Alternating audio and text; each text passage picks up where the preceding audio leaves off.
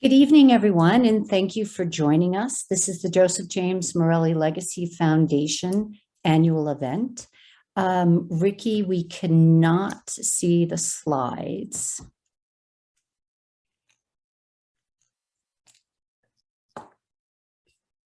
So just some housekeeping items as you join. The meeting will be no longer than an hour. It is a webinar and not a Zoom. So if you are participating and joining us, we cannot see you, but you'll see the panelists and the speakers. Also, there will be room for Q&A at the end. So there is a chat button at the bottom of the screen, and you can go ahead and enter any questions you may have. And we hope to get to some of those at the end. And we hope you find this educational and informative. Really what we want to do is tell you about what we've accomplished in 2021, how the organization has grown, as well as take care of some business items, update you on the finances, the scholarship review, and then also give you an opportunity to hear from two of our students who are part of our mentoring program. I'll go over some of the updates on 2022. Next slide. So first, I wanted to read to you some of the letters that I get. And these letters really mean a lot to our committee, to our foundation, and the review committee. All the individuals that volunteer get to hear some of these letters, and it really means the world to us when we get these letters. So the first one is going to be from Sean Smith. And he wrote to us in June and said, I am sincerely honored to have been selected as the recipient of the Joseph James Morelli Scholarship. Thank you for your generosity, which will help pay for an electrical engineering degree at the University of Minnesota. I am very thankful for receiving your thoughtful gift. Because of your scholarship, I will be able to stress less over money and focus on my education. I am honored that I was able to get a scholarship for dyslexia. I am interested in meeting other awardees in the Facebook group and the buddy program, as well as the mentoring. Thank you again for your thoughtfulness and generous gift. This letter is from Adam Cook. Dear Morelli Scholarship Foundation and members of the family, my name is Adam Cook, and I'm writing to thank you for your generosity. This fall, I will be attending West Virginia Wesleyan College for the first year of my college career.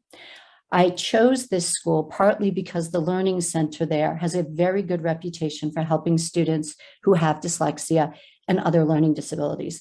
The scholarship will definitely help me take advantage of the support they offer. My plan is to major in physics and engineering, and I am excited for classes to begin. Knowing I have a support network for my dyslexia makes me confident that I am getting a strong start to my education. And then lastly, this is a combined letter from one of our students, Devin Peterson. And he says, Dear Morelli Committee, thank you for your faith. Thank you for the faith you have in me and the support it gives me with the scholarship.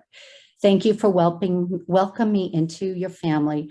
Thank you for the meeting that we had last June. It filled me with some optimism and hope for the future that I can look forward to working with you and having the help and support that I need. And then his parents also mentioned, we appreciate so much your time, your help, direction, and your belief in our son, Devin. It is such a shot in the arm that his essays were not only selected, but you described how so many of the essays that we read impacted us. And that's true. When we do read our applicants, their essays do speak to us. And they really tell us their challenges and what the scholarship means to them. They thanked us for our direction in the June meeting, for instructions, the hope that we shared, and the recommendations. And they mentioned, thank you for making Devin feel special and part of this family of yours.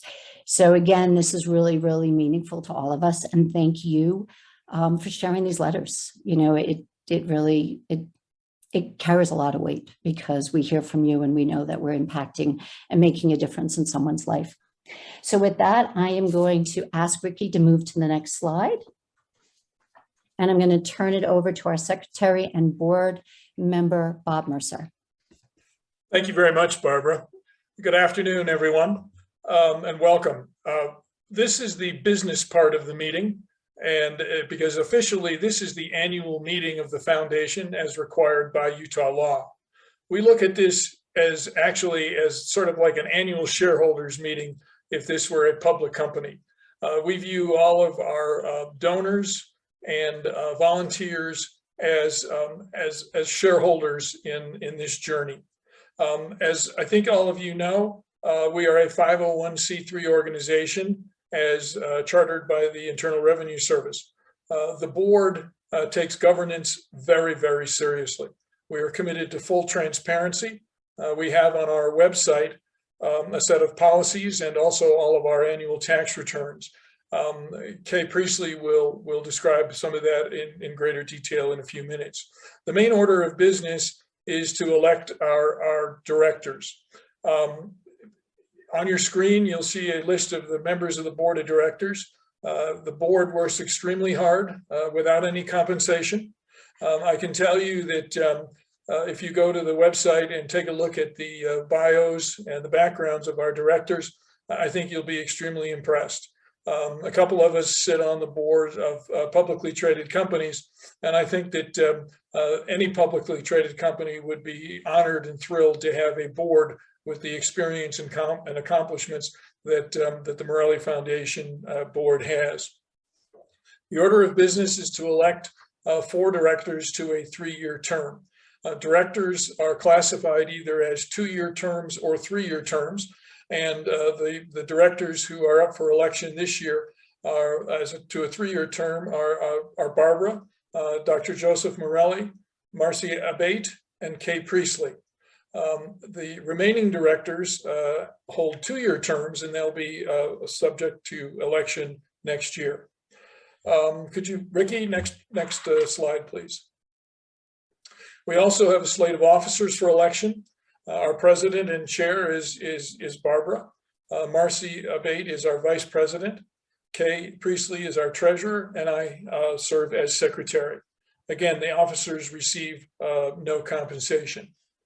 Next slide, please. Our committees are really the committees that do the work of the foundation, the day-to-day work. We have a finance committee with 3 strong finance professionals. As Kay will describe, we have a fair amount of cash that we keep in reserve for future scholarship awards, and we invest, the finance committee invests that money very responsibly. Next slide, please. Our scholarship review committee, which Marcy chairs, and again, she will elaborate much more on their work. This committee is really busy, getting ready to get really busy. They review and make recommendations on who the awardees will be for scholarships. It is a very, very time-consuming and emotionally consuming job, as you can imagine, and this committee does fantastic work, as you can tell from the quality of the scholarship recipients that we have. One more slide, please. The Student Outreach and Support Committee is another committee that works extremely hard. Unlike some foundations that grant scholarships and give the money away and say good luck, our foundation takes ownership of our recipients. We give scholarships, and we also have a mentoring program, which Ricky and Ann Ivanhoe direct. And again, you'll hear more about that. But again, this committee works extremely hard. With that, it's my pleasure to turn the agenda over to our treasurer and fellow board member, Kay Priestley. Kay? Thank you, Bob. Today, I'm going to take a few minutes to share the financial information on the foundation with you. Our financials are audited by the CPA firm of Cooper Savas, and John Hunter is our auditor, and they have audited our financials since 2019, which was the first year the foundation became fully operating as a 501c3 organization. This slide presents our financial positions for both 2021 and 2020, and we have approximately $295,000 in net assets at the end of 2021. And I'll talk a little more about that in a minute, and Bob alluded to the fact that we retain funds not only for current needs, but future needs as our student population grows. Our investments are in high quality bond funds of short-term duration, and our cash and cash equivalents also include money market securities. As Bob mentioned, we have a finance committee that meets pretty regularly to review how we invest our funds going forward as we are building reserves for future needs. It's important to recognize that not only do we have future needs in the scholarship area, but our mentoring program is growing, and you'll hear more about that later from Anne. And we also have an educational outreach program, which is another forum, and you'll hear more about that committee and how it works as we expand our services to support our students. Next slide. This statement presents our revenue and expenses for both years, and we had a very successful fundraising year this year, as you can see. Nonprofits also have special reporting requirements under GAAP. We're required to report our donations both without and with donor restrictions. The donations with restrictions are from the Sorensen Legacy Foundation, which has been a significant donor over the years for us.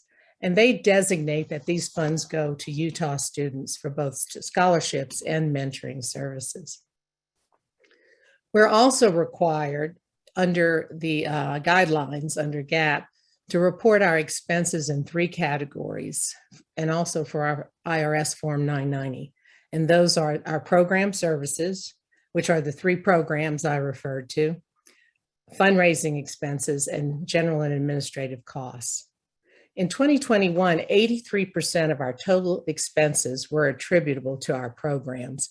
And in 2020, 90% of our expenses were attributable to our programs.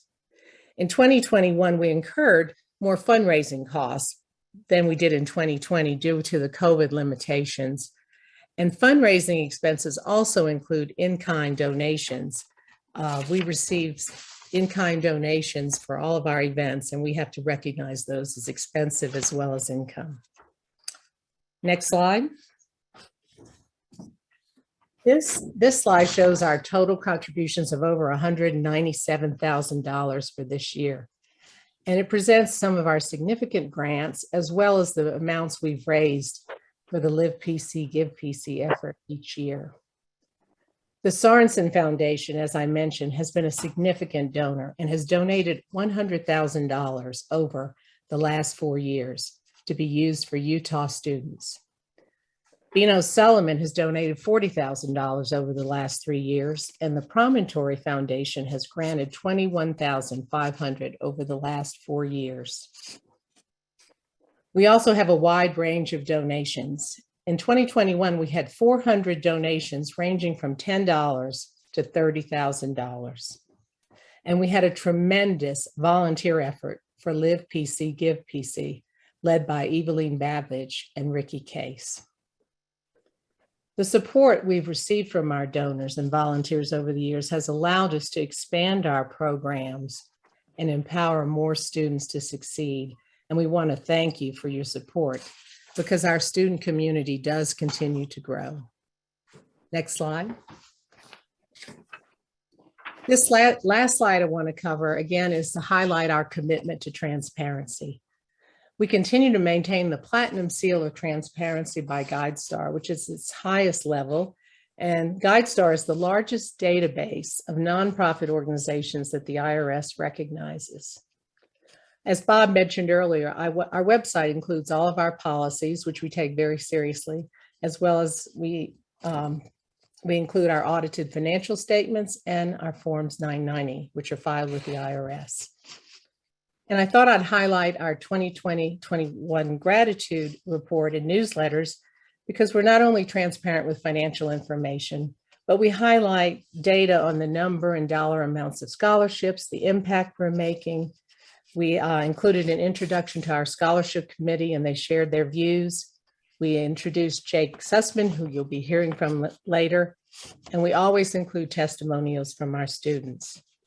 Our goal is really for all our stakeholders, our students, our donors, our volunteers, our educators, to have access to all the critical data of the foundation and know how we're achieving our goals. And now I think I'll turn it over to Marcy, our Vice President and Chair of Scholarships. Thank you, Kay. Scholarships are at the heart of our foundation. I would like to briefly discuss our performance from last year and this year's plans. As you can see, we received approximately 200 applications last year. We awarded 52 scholarships.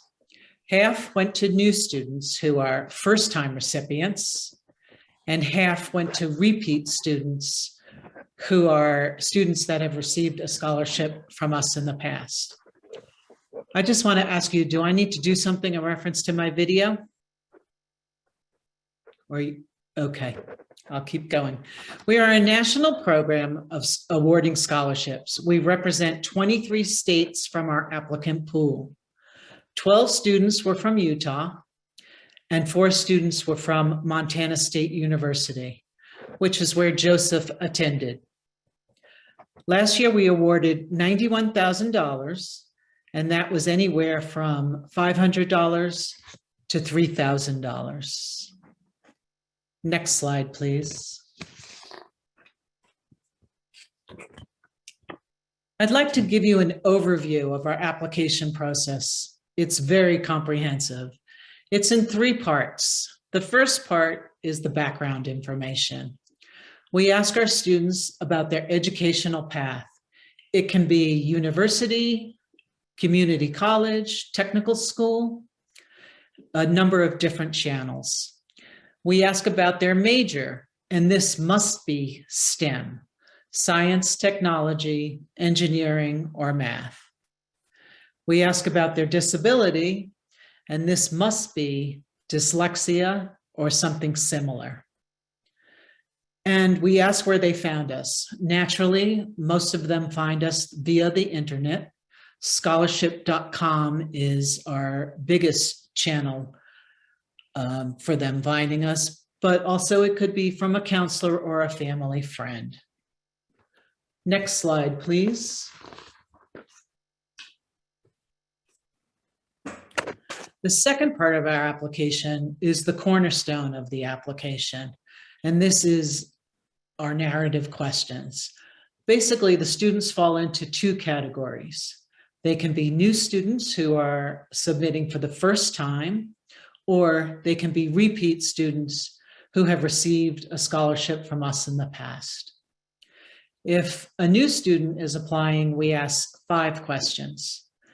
Their challenges relative to their dyslexia disability, their strengths that help them deal with dyslexia, how they relate to Joseph, their excitement about the STEM field, and the non-financial impact that receiving the scholarship would have on them.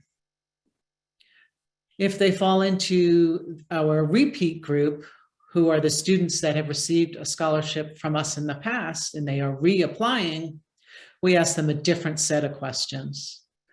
We ask about their academic goals, their learning strategies, how they utilize their disability services and resources, and the personal strengths that help them deal with their dyslexia. In answering these questions, the students are very honest and candid with us. They understand that we get them, and the reviewers who are reading all of these questions and answers frequently have a box of tissues by their side because the students pull at our heartstrings. Next slide, please. The third section of the application is the documentation section. Students need to upload 3 pieces of data: their transcript, their documentation of disability, and their letter of recommendation. As you can see, it's a very comprehensive application. We receive a lot of information, and the reviewers, who are all volunteers, consume a lot of information that the students share with us. Next slide, please. We are always looking for opportunities for improvements. Some of the improvements that we are making for this year are tweaks to our question. And most importantly, this has been a big hit. Ricky created 4 YouTube videos. And as you can imagine, the students would rather watch a video than read instructions.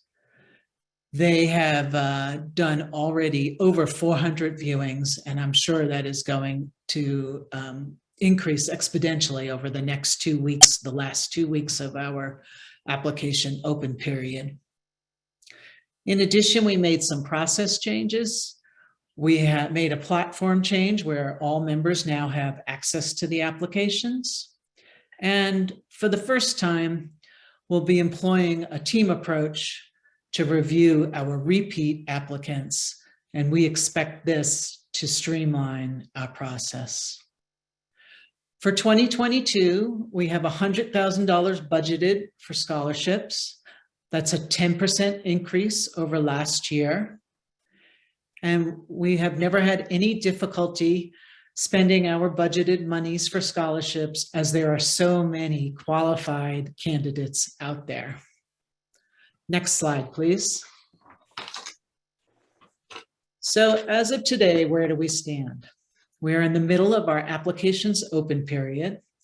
And when that closes shortly at the end of this month, we have 3 months worth of review. There are a lot of steps involved. It's very, very thorough.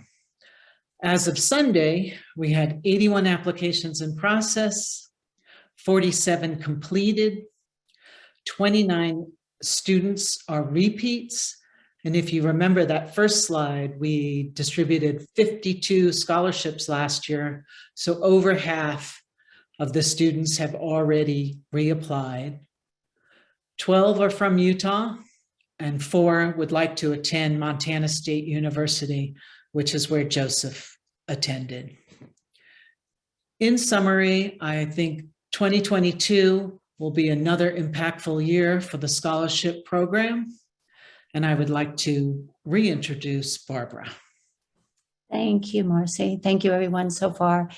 So one of the key themes that you're hearing is that once we award a scholarship to a student, we really want to continue to support that student. And what we found over the years is that we had some students not reapplying. And when we tried to figure it out, there were various reasons, but we felt that we could improve upon that if we continued to have a support network for them. And for that reason, we developed and organized the Student Outreach and Support Committee.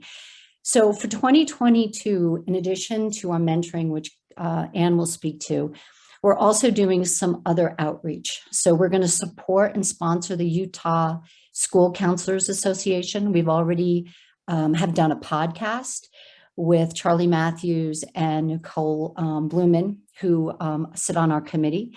We're going to be present at the event, and we're going to be speaking to over 900 counselors in the state of Utah. We also will do a breakout session. We're going to have a presence on KPCW. They've always been a great supporter of ours and have enabled us to spread the word. We do a yearly event with a dear colleague and friend, Amy Barabo, who has recently joined our review committee. We have a virtual awardee welcome meeting, which we did last year. And because of Zoom, this was actually a huge highlight and really enabled us to meet all of the students around the country and their parents. So we're going to do that again. We have our newsletter that you heard about, which will be coming to you. We're planning a Long Island fundraising event. There was some very specific money donated to help foster a fundraising event with a very specific purpose to increase mentoring. And then we always have our celebration event. We used to call it the thank you event. We've been holding that now for 8 years. We changed the name to Celebration because it's really more about celebrating everyone, the students, the families, the volunteers, the committees, and you guys, the donors. So it really is a fun time. And then we also are very proud to announce and continue to support our relationship with Montana State University. They've done an amazing job being very forward thinking with dyslexia, and every October for the last 3 years, they've done a dyslexia initiative. So we've been partnering with that, and I'll tell you a little bit more. And then our big fundraiser is the PC Give PC. Next slide. So what do we do with the student outreach? Well, again, we want to speak and educate the teachers, the counselors. As Marcy mentioned, this is where a lot of our students hear about us, and we're starting in Utah, and we hope to trickle out to all the states around the country. We've got applications from so many states, and when we have students apply, we are in touch with those school counselors and thanking them. We've been working really closely. A shout out to Reading Horizons. They've been a sponsor of ours for our celebration event for the last 3 years. They've given us grant funding, and they've got an amazing support system and tutoring for students with dyslexia. Social media, we have a presence on social media. Of course, we can probably always do better, but again, we all volunteer and we all have day jobs. So be patient with us on social media. And then obviously the applicant outreach is very, very strong. And Charlie Matthews heads up a lot of that. Well, we're going with the mentoring, and not to steal the show from Anne, but we've realized that in order to continue to support our students, they need a support network. And we have partnered with Jake Sussman to really establish a mentoring program that's peer-to-peer. And it's impactful for the students, not only for the mentees, but also for the mentors.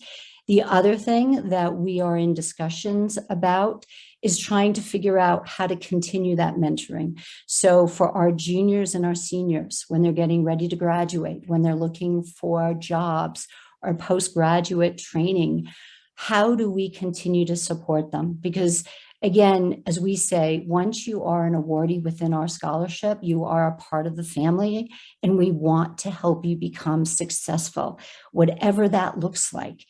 And it could be a 2-year college, it could be a tech training program, but it's for that individual to be successful. Next slide. So we've done some outreach, again, to counselors and universities. Charlie Matthews has really led that. We're working with Donnell Pons as well as Nicole to educate our educators. The other thing that we're going to have, as I mentioned, is a breakout session, and we entitled it Raising Awareness on a Silent Disability, Dyslexia. A lot of these students really struggle their first and second year of college to be visible and to speak up and to ask for these accommodations. So again, this is where the support we're trying to provide is needed. And then again, just to mention the collaboration with MSU. I think what was so awesome this year was Cole Arthur, one of our 2-year awardees now, who is at MSU and an engineer. He not only led a breakout session during the dyslexia initiative for MSU in October, but he also sat on the organizing committee. So again, this is the type of impact that our students are having even beyond our scholarship. And it's contagious. It's a domino effect. So thank you, Cole. Thank you, for a shout out for just being you and being involved and helping spread the word for other students. Next slide. And I do want to thank Mike and Mike McNeil and Jeff Conger as well for just being so proactive at MSU. Mike is in the disability department, and Jeff Conger is a professor who really is spearheading the dyslexia initiative. And if you have the opportunity, we'll be sharing that Zoom event again this coming October and sponsoring them. And it really is a fantastic event if you can catch some of it, on Zoom. So again, outreach to donors, organizations, grants. Thank you so much to the Sorensen Legacy Foundation. They have been a tremendous supporter for us, for our students in Utah, and we can always give just a great shout out to them. Eccles Foundation as well. We're in communications with them, fingers crossed. They're a big, also, supporter for education. And then the other thing too, that a lot of you may not realize, but we are visible on a lot of these corporate platforms. And I didn't even realize when I was in Big Pharma that they have matching grants. So if you have a corporate platform that matches donations, inquire. Benevity has given us funding, and it's come from AT&T, Gates Foundation, and Apple. So again, it's just, it puts a smile on our face that we're getting visibility in some of these larger organizations. We have Amazon Smile, as you know. If you go on Amazon Smile, you can actually select our organization to get a small percentage of everything you buy. We all love Amazon. And then again, we have the celebration event. That's another way for our outreach to have impact. Next slide. So with that, I'm going to turn it over to Anne. So the mentoring program is our second largest, the scholarship, then the mentoring, and then the education piece is sort of in order of priority. So with that, Anne Ivanhoe, she's the director of the mentoring program.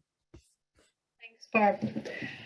So our official objective is to have peer mentors help the Morelli Scholarship recipients believe in themselves and acquire the tools to realize their potential. But in plain English, what we're really doing is having upperclassmen help freshmen adjust to the world of college.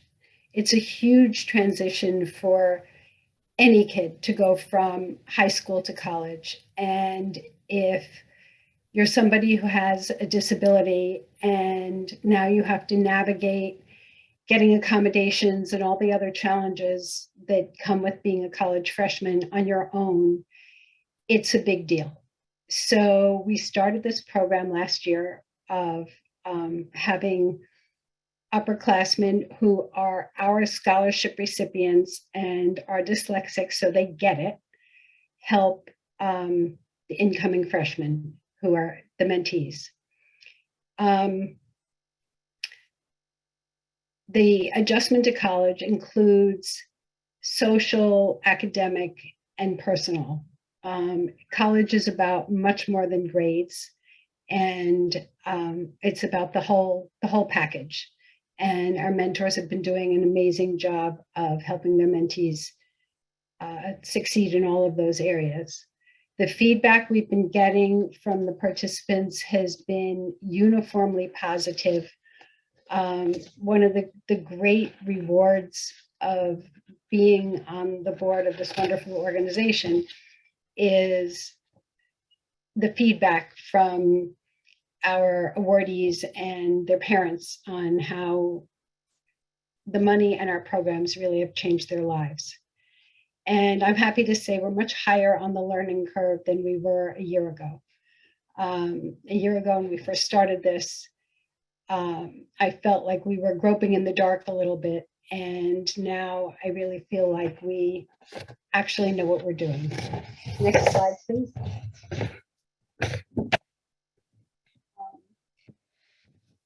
I'm happy to say that all our mentees this semester completed their coursework. Some of them, the majority actually of them, with very good grades. And most importantly, they achieved their personal goals. It wasn't about getting certain grade point averages or certain social hurdles. It was the goals they set for themselves. And most of them achieved their goals.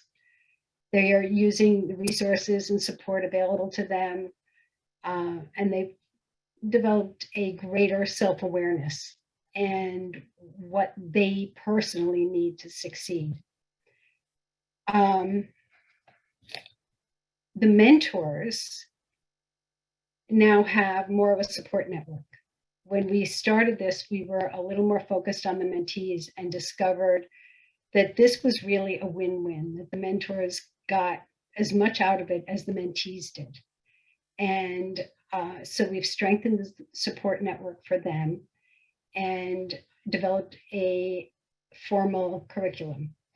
I neglected to mention in the beginning that this whole program is being done together with Superpower Consulting, which is the brainchild of Jake Sussman, who does an absolutely brilliant job of really running the program and making sure that all of our kids get what they need. And Jake will discuss the specifics of the program a little bit later, because I'm sure people are wondering, how do we do all of this great work? And Jake will address that. Next slide, please. Our lessons learned are we've improved our matching system. Part of what's so important in the mentor-mentee relationship is that the students are well matched to each other. They need to be able to connect. It's a very intimate relationship, and they have to be able to connect and really bare their souls, so to speak, to each other. So I think that we've gotten much better at that, and I'm very proud of the way the system's working now. The mentors have monthly meetings to help each other. The issue of anxiety, I'll get into a little more detail in a minute, but it's pervasive, it is crushing, and it's an issue not only for our students, but many college students. And we've also discovered that we need to have an official code of conduct for both mentors and mentees. It's we expect them to behave in a way that reflects the values of the organization. And we've had a couple of little hiccups, nothing egregious, but it has served as a reminder that we have to formalize this. Next slide, please.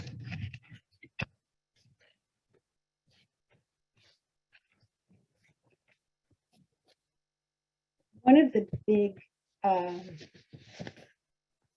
lessons learned achievements this year has been our measures of success. One of the things we've grappled with is how do we measure the success of the program? And we've come up with several ways. Number one is to keep our freshman dropout rate as close as possible to where it is currently, which is 0. And that is versus a national average of 30%. 30% of college students drop out before their sophomore year. When I first learned that statistic, I found it mind-blowing. And currently, none of our kids have, in the last 2 years, none of our kids have dropped out. So we're really proud of that. Ensuring that our mentees can advocate for themselves. This is something that our mentors work very hard on with them because they need the accommodations and they can thrive if they get them, but they have to ask for them and in some cases fight for them. The mentees' management of their own physical and mental health. As I mentioned, anxiety is a huge problem, and 3 out of 5 college students will experience quote unquote overwhelming anxiety, and that number is higher for kids who have learning differences. And last but not least, achievement of their academic goals, the goals that they've set for themselves when they embark upon the semester. Next slide, please. Our challenges going forward are being able to recruit enough strong mentors. We can't just throw anybody into this program. We have to make sure that our mentors are really good. And we would like to have more of our students be able to have mentors. So that'll be a challenge, but it's something that we're optimistic about and we're working on. To match the mentors and mentees successfully, we've changed the way we do things, and we're using their scholarship applications to help us accurately match them. Helping the mentees to maintain their skills And I mentioned about the code of conduct and making sure that we're properly dealing with privacy issues. Our next steps are just to continue to refine the program and measure the outcomes, not only from this past semester, which were excellent, but going forward, and identify great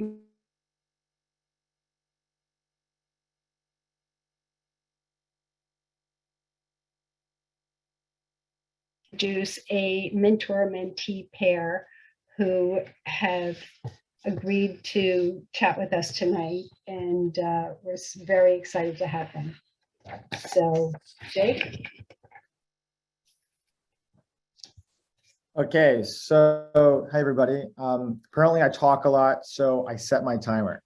Okay, so first of all, thank you, Barbara and the board, for allowing us the opportunity to work directly with your awardees. When I was spending time with the Morellis over the summer, I got to know about Joseph's legacy and how many lives that Joseph touched directly. And this program that we created, the direct student engagement arm, directly touches each student of the foundation the way that Joseph touched the lives that he interacted with. So this is our mission along with Joseph's legacy. Now, our focus is the transitional period going through the first year of college. The national statistics for college freshmen that drop out of school are unbelievable, which means that the chances of our students that we're supporting dropping out is very high. But with a direct student engagement arm, thus Joseph's legacy, we're going to lower that and keep that to zero, like what Ann was talking about. So the question is, how do we do this? Well, we have a 15-week program for that first semester. That's where everything is gauged right there. We focus on discovering our kids' outlets. What do they do? What do they gravitate to that helps kids feel in control, our students? We focus on time management. Having learning differences is one of the most, well, learning differences specifically with time management don't really go hand in hand. So we want to help these students find and rethink the way we look at time. Social emotional intelligence. I mean, to have these students being able to navigate their own feelings and the stresses around school, to be able to talk to someone that's just like them, that's not that much older than them, is an absolute game changer. So these are some of the very few examples of the way that we reach these students. Now, that first semester, again, is everything. So I do want to share a little bit about, some of the highlights and trends that we saw this past semester. See, how am I doing? All right, good. We got 2 minutes. So one of the biggest trends that we saw, I know it's just, I'm not really good at this time pressure, is our students that began, the freshmen, were frozen. This is a big trend we saw socially. They didn't know where to go, how to navigate socially. What clubs do I go to? Not just academically, who do I go to? Where do I go to? When you have a learning difference, going into college for the first time is incredibly overwhelming. And we were able to give these 8 students the gift of having another student with learning differences in that same, helping them navigate that first step. So it actually helped them feel less stress and more able to take risks. And just what Ann was saying, we did see a lot of our students finish the semester with very good grades. We've heard many stories previously of students that are that increased letter grades. I mean, it's unbelievable what they've been able to do with just these pairs. A huge other piece is their social emotional health. And these kids being, our students being able to identify different mental health, being able to overcome certain mental health challenges, not just with their mentor, but maybe being able to realize that they need to go talk to someone a little bit more professionally. But that wouldn't have been able to happen if it wasn't for the incredible work that the mentors have done to be able to give their mentees a voice. On the contrary, we have the mentors who have the same experience and journey that they're going through, that they both need each other, the mentors and the mentees. So it honestly has been incredible to watch. And we are very excited to continue to grow this program, especially as Barbara was mentioning with the college readiness programs. Again, this is all about focusing on how Joseph directly impacted the lives that he interacted with. And that is our mission with the Morelli Foundation. So thank you again all for this opportunity to continue that. And it is now my greatest honor, I'll stop my time, to introduce this is an incredible match. This is Jeff Black and Liam Wallace, who they were a pair together this past semester. So without further ado, I would love to, oh, here's my count, here's my time. I'd like to introduce Jeff. Hi, everyone. Can you hear me? Yes. Okay, awesome. So my name is Jeff Black. I am Liam Wallace's mentor. We started last semester, and I just know personally coming into college, it was a really hard thing to kind of get my accommodations, because in high school, of course, my parents did most of the accommodations. But whenever I went off to college with all of the laws, just protecting my education and everything, I didn't have my parents there to really support me through that. So I was really on my own. And I wish I had a mentor like the thing that Jake is doing currently with his mentoring program through the Morelli Foundation to just kind of help me figure out those accommodations. Because even though I'm in college and I have really overcome my dyslexia and really grown in it, it still affects how I do in school. So just being like those accommodations have been so important to me. The extra time on exams, the printed out PowerPoints. We just have so many accommodations at my university. And I've just, being on the mentoring side, this has just been so fun for me to be able to like share my wisdom of what I've learned last year with Liam as he's going through the same exact things that I've gone through last year. So thank you for everyone for listening to my testimony. I'm sure Liam would like to add some more. Thank you, Jeff. Thank you so much.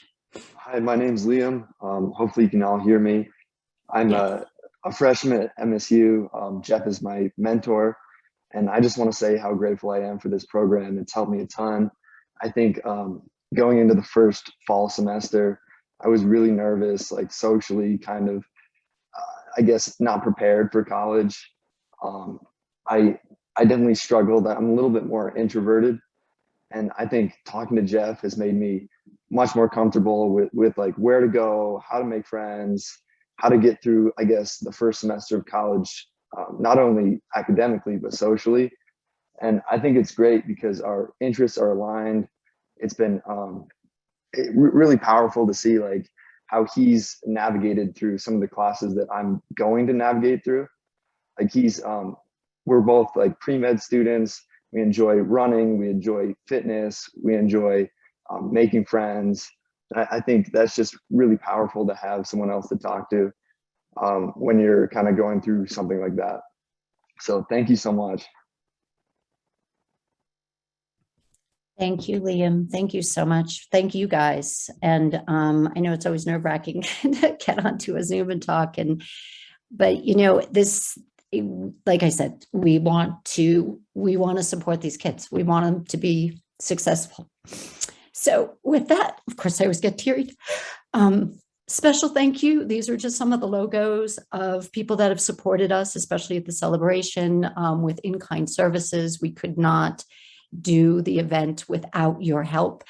And next slide. So thank you for everyone. You know, thank you for your support. Thank you to the volunteers. Thank you for the committee. Thank you, Jake, for joining with this onto this journey with us. Liam and Jeff and all our students who have called in and are listening, and the parents. So with that, I'm going to open it up. I don't know if anyone had any questions. I know there's a few comments coming through the chat box. And I think, you know, so Angela Battaglia makes one comment, and it is so important, and you heard this from Liam and Jeff, that to remind our students to ask for their accommodations. And it's true, they need their accommodations. And Joseph himself went back and forth. And again, when we review the applicants, we hear from students who maybe have an easier time asking for accommodations, other students that don't. And this again is where the mentoring program and the support system really comes into play, because as a parent, you're an N of one. And of course, parents never know anything, right? So for college kids, and I think, again, having that peer-to-peer conversation is just so critical. So with that, I don't know if there's no questions. Look at that. We're actually 10 minutes ahead. Let me just see. There's one more message. Oh, thank you. Everybody's saying thank you. It was well done. So thank you. Congratulations, Ricky. Thank you, everyone. So with that, I'll give you back 10 minutes of your evening. And again, this foundation could not exist with everybody that's on the panel. Good night, everyone.